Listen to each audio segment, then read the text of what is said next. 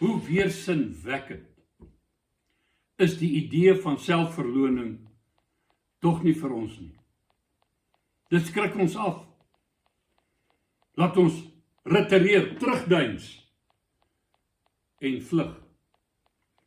Dit druis in teen ons natuurlike drang om selfbeskerming, selfgelding en selfbehoud. Hoe kan hierdie verskriklike eis,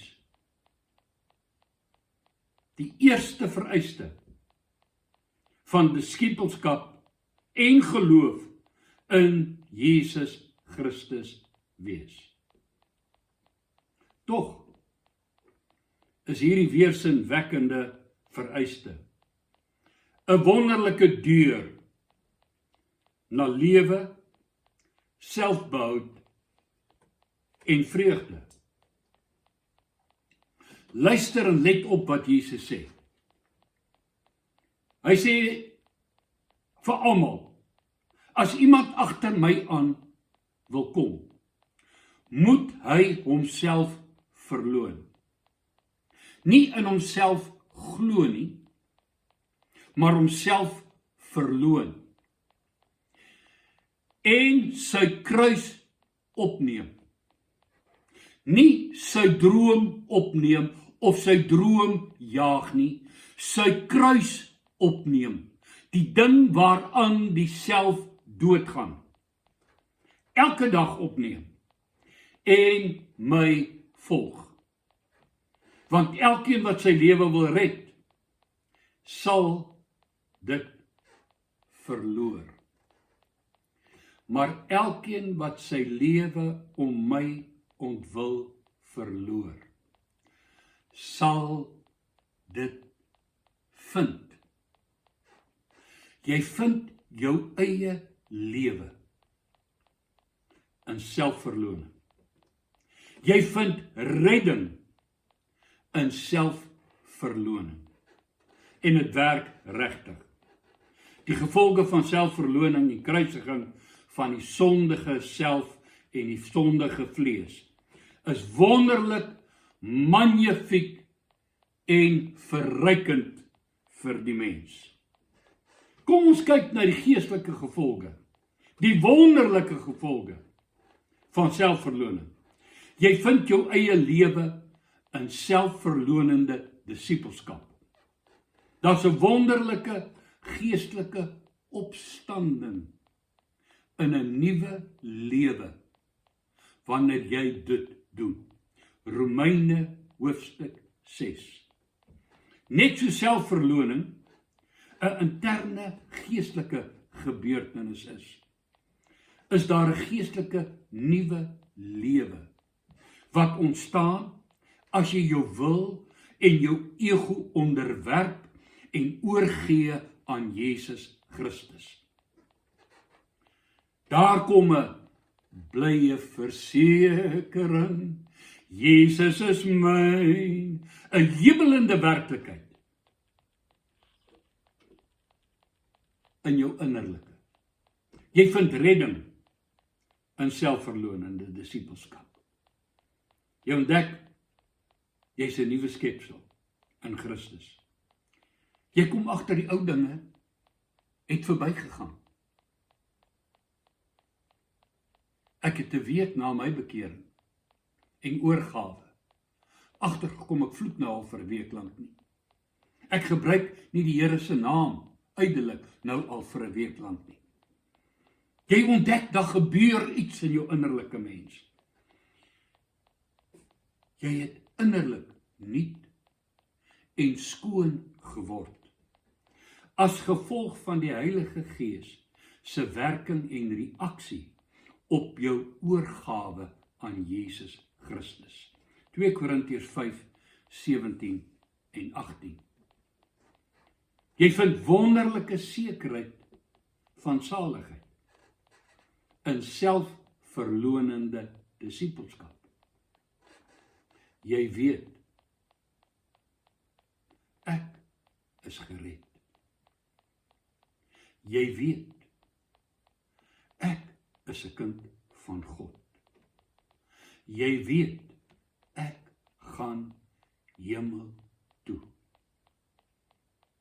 Verskoon my, maar die aand van my bekering op 19-jarige ouderdom is 'n goddelose tiener, wat sonder God en sonder hoop in hierdie wêreld was.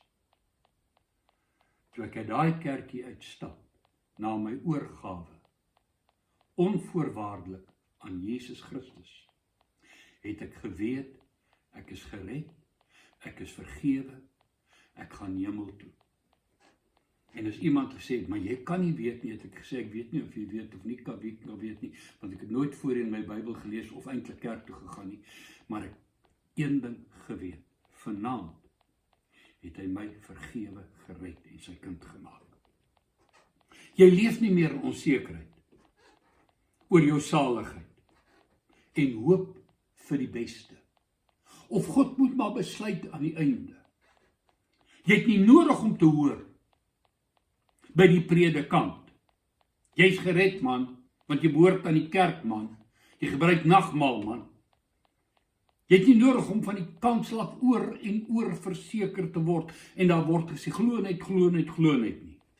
Nee, jy het 'n diep innerlike sekerheid, wat kom uit die werking van die Heilige Gees in jou. Net soos Paulus dit stel in Romeine 8, vers 15. Die Gees, die Heilige Gees self, getuig saam met ons gees, dat ons kinders van God is, en as ons kinders is, dan ook erfgename. Erfgename van God en mede-erfgename van Jesus Christus. Jy vind in selfverlonende disippelskap God aan die werk in jou lewe. Paulus skryf dit so in Filippense 2:13, want dit is God wat in julle werk om te wil, sowel as om te werk na sy welbehae. Jy ervaar 'n lus, 'n drang, 'n begeerte, 'n passie om anders te leef as die wêreld, om skoon te leef, reg te leef, heilig te leef. Dis nie meer, ek mag nie sondig nie. Dis nou, ek wil nie sondig nie. Dit is nie meer, jy moet heilig wees, jong. Dit is, ek wil heilig wees. En dit maak jou vry van self, van eie poging, van wettisisme, en dit vul jou vol lof en dankbaarheid vir sy hulp en bystand en genade en bemoeienis. Dit bevry jou van roem in die self en verbind jou aan roem in die kruis. Amazing grace, how sweet the sound that saved a wretch like me. Jy vind verlossing van die oorheersing van jou vleeslike begeertes en gebondenheid aan dit in selfverloonde disippelskap deur die werking van die Heilige Gees. Galasiërs 5:19-21. Lys die gruwelike werke van ons vlees, wat ons verslaaf en ons vernietig. En almal van hulle, hierdie praktyke skep onrus, haat, gebondenheid, emosionele versteurings, verslawing, wandade en almal besoedel die liggaam, die gedagtes, die gewete en die gees van die mens.